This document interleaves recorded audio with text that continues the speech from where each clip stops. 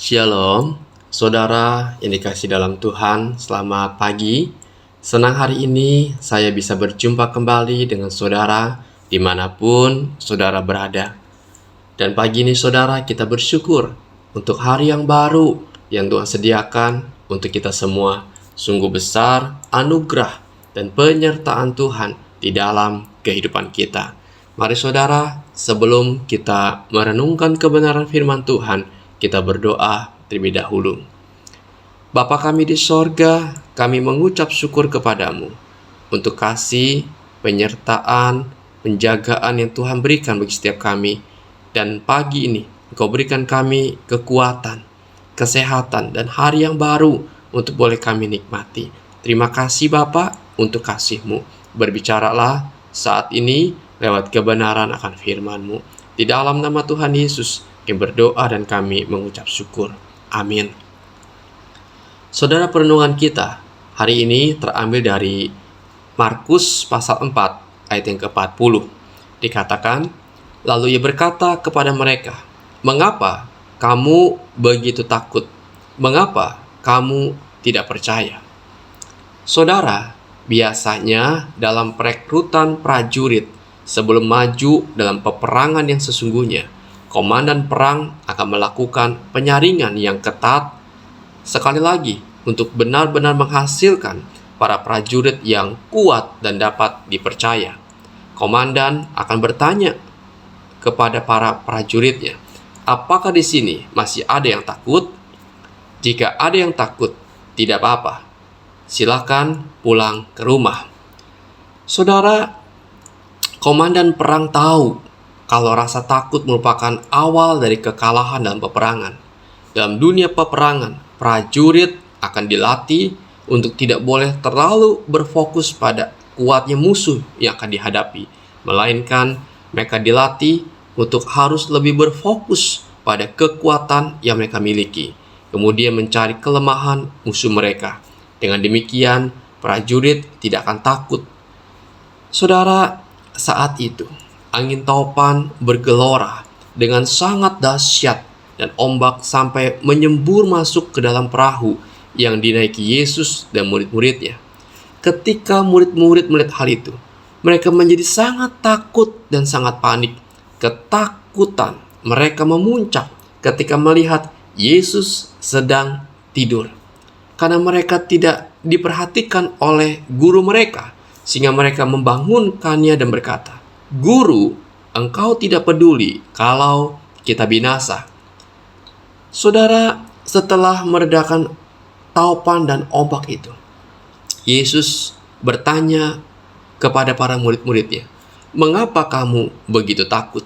Mengapa kamu tidak percaya?" Pertanyaan ini menunjukkan bahwa murid-murid terlalu berfokus pada taupan dan ombak daripada kuasa Yesus yang sanggup meredakan badai tersebut. Ia menegur para muridnya dan berkata, "Di manakah kepercayaanmu? Di manakah imanmu? Bukankah aku bersama-sama dengan engkau saat ini? Bukankah kamu baru melihat bagaimana aku menyembuhkan orang yang sakit kusta? Bagaimana aku menyembuhkan orang yang lumpuh yang digotong oleh 4 orang? Bagaimana aku membangkitkan seorang anak muda di Nain yang telah meninggal? Namun sekarang, di mana kepercayaanmu itu? Mengapa kamu tidak percaya kepadaku?" Saudara, mengapa para murid menjadi begitu takut? Karena para murid Yesus menaruh perhatiannya jauh lebih besar pada masalah yang ada di depan mereka daripada kepada Tuhan Yesus.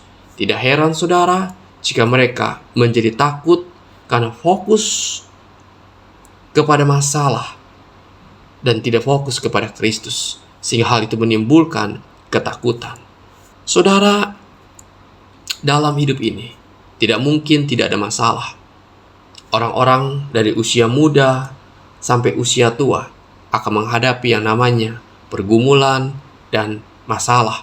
Entah masalah ekonomi, masalah keluarga, masalah studi, masalah keuangan, masalah anak-anak, dan sebagainya.